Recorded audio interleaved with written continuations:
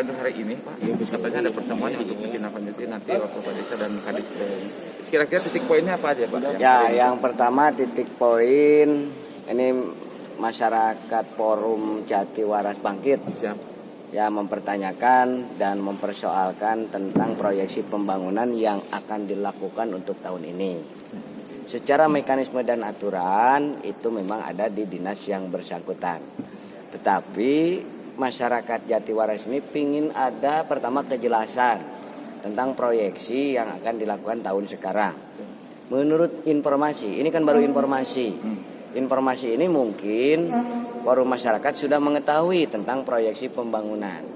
Yang dipertanyakan kenapa membangunnya di ujung dulu, tidak dalam gerbang awal. Artinya masyarakat Mandala Mekar termasuk kesananya mungkin Mandala Hurib. Nah, kami di DPRD secara teknis pengerjaan bukan dalam konteks ranah kami.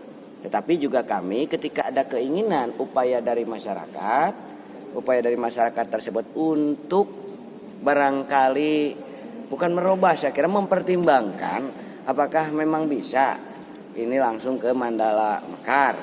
Ya, kita menjawab normatif apabila memang ini belum secara implisit dinas yang bersangkutan untuk memproyeksikan ke tempat yang bersangkutan, ya kita dorong.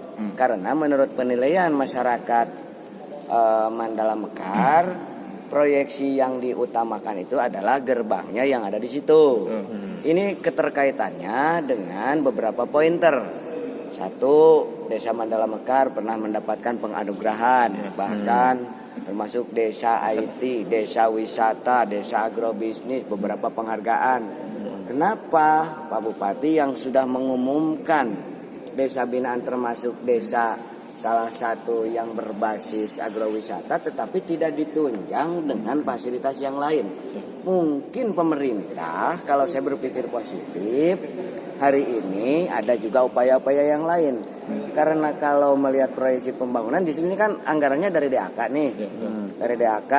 Ketika memproyeksikan dari DAK, ada sebuah penilaian yang langsung itu ada tim teknisnya dari dinas yang bersangkutan. Tetapi ada juga benang merah yang harus kita kejar. Bahwa Desa Mandala Mekar ini dulu sering mengajukan kepada pemerintah. Baik ke pemerintah pusat, pemerintah kabupaten, maupun pemerintah provinsi begitu. Tetapi kenyataan ketika hari ini akan mendapatkan di wilayah tersebut, kenapa tidak dalam titik simpul pertama, tetapi dalam titik simpul terakhir. Simpul terakhirnya di mana? Apa itu? Tanjung Barang. Nah, ini yang menjadi persoalan. Nah, kita upayakan ya melalui dinas yang bersangkutan dalam konteks apakah memang ini pertama bisa nggak digeser sesuai dengan aturan tidak.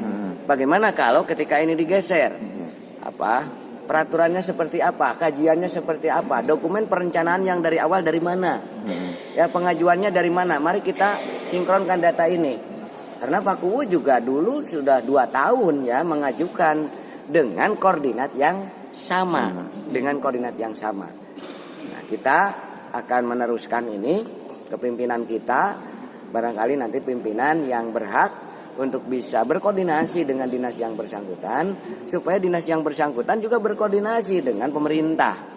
Karena gerbang itulah yang bisa dapat kami sampaikan, karena kami lembaga DPRD tidak sendiri, tetapi kami membuat keputusan kolektif kolegial. Saya kira seperti itu. Satu lagi Pak, terkait aplikasi yang tadi disampaikan oleh Kabid ya, Krisna, kenapa tiba-tiba muncul seperti itu yang seperti itu? Itu haknya ada kalau itu aplikasi Krisna itu saya kira secara teknis ya. Itu karena tapi memang DPRD mengetahui Pak. Ya, mekanisme yang normal Pak.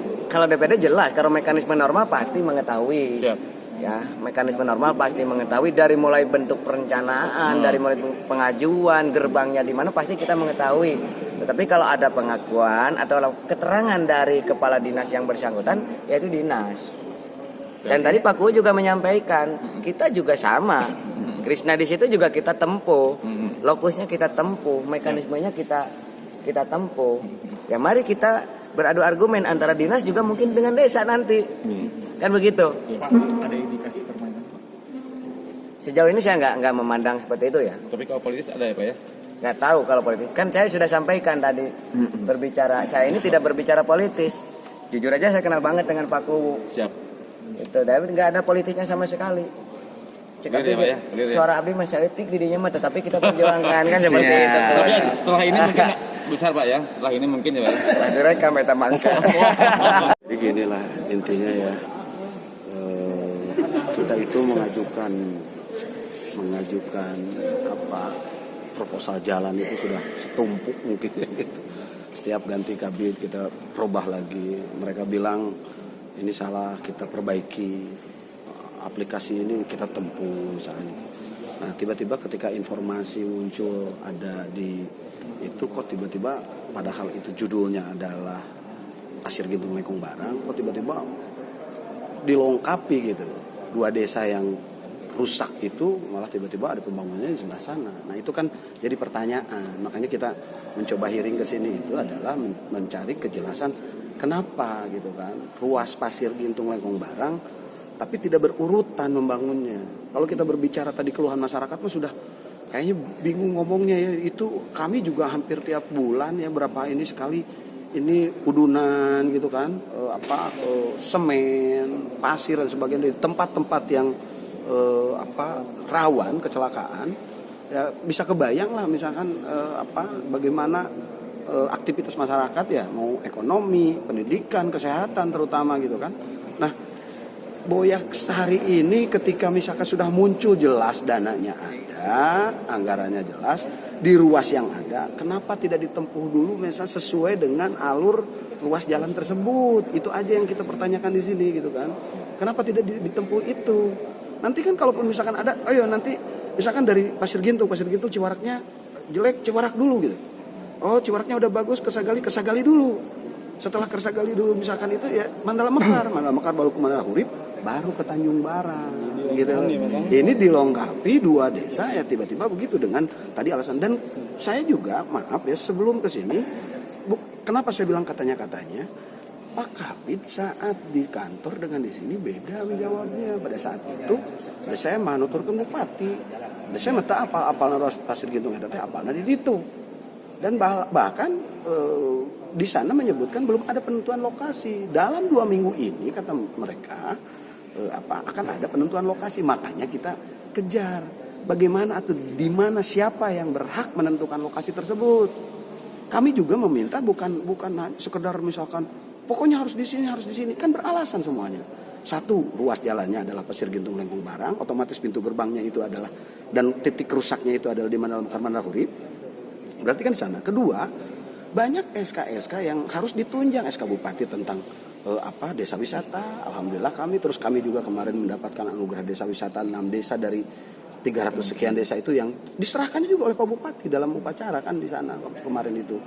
Banyak lagi prestasi kami termasuk desa IT, termasuk kemarin juga kami juga dapatkan anugerah film Tasik sebagai desa juara profil desa segala macam itu kan.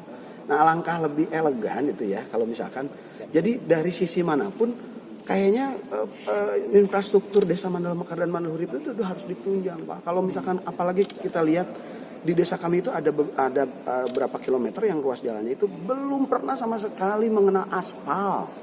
Belum pernah sama sekali. Jadi kita mau ngomong SK desa wisata, mau ngomong wisata apa ya kalau aksesnya ke sana susah.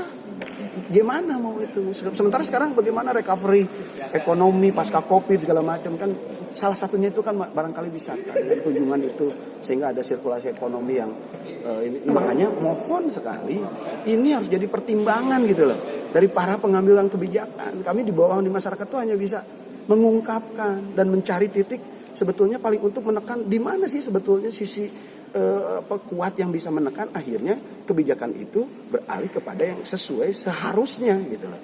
Gitu aja barangkali. Berapa tahun jalan rusak dan berapa kilometer? Kalau yang di ini Pak di Mandala Mekar persis yang rusaknya itu adalah 3 kilometer dan itu dulu pernah dilapen sebagian itu sudah 20 tahun tuh belum pernah ada perbaikan. Nah sebagian itu yang 1 kilo ke sananya itu bahkan di Mandala Huribnya sebagian Mandala Hurib itu sama sekali belum pernah kena aspal, belum pernah. Jadi bukan berapa puluh tahun dari semenjak 1945 ya dikumandangkannya kemerdekaan Republik Indonesia yang katanya melindungi segenap bangsa, segenap warga negara tumpah darah Indonesia itu mana gitu loh. Ini bukan Papua loh. Ini masih di Tasik, Jawa Barat. Kurang gitu lebih kan. seberapa Pak? Dari mana? Kalau dari Lengkong Barang sampai itu, kalau rusaknya itu kurang lebih yang rusak parahnya itu kalau saya lihat ruas ya. Kalau di Mandala Mekar itu cuma 3 kilo, Mandala Hurib juga kurang lebih 3 kilo. Nah, yang kesananya Lengkong Barang karena itu sudah Cikatomas, ya saya tidak bisa terlalu mengukur. Tapi jumlah totalnya itu ruas itu 21 kilo dari Pasir Gintung Lengkong Barang. Tapi titik parahnya ya di desa kami itu sama desa Mandala Hurib yang lebih parahnya gitu kan. Berapa tahun itu Pak kalau di rata-rata? Ya bukan berapa tahun lagi. Kalau sebagian itu ada yang dari tahun 1945 itu belum pernah kena aspal. Katanya sebelum merdeka juga. Iya belum pernah kena aspal di sana itu. Ya cuma yang pernah dilapen itu ada ya 20 tahun ke sini itu belum pernah ada perbaikan lagi. Terus harapannya Pak? Harapannya ya segeralah itu diperbaiki, jangan pertimbangannya jangan terlalu politis. Kami kan kalaupun misalkan di sini semuanya juga warga negara Republik Indonesia Kabupaten Tasikmalaya kan gitu. Ya sudah hari ini sudahlah politisnya hilangkan. Jangan beri kasih ya Pak. Oke, itu aja.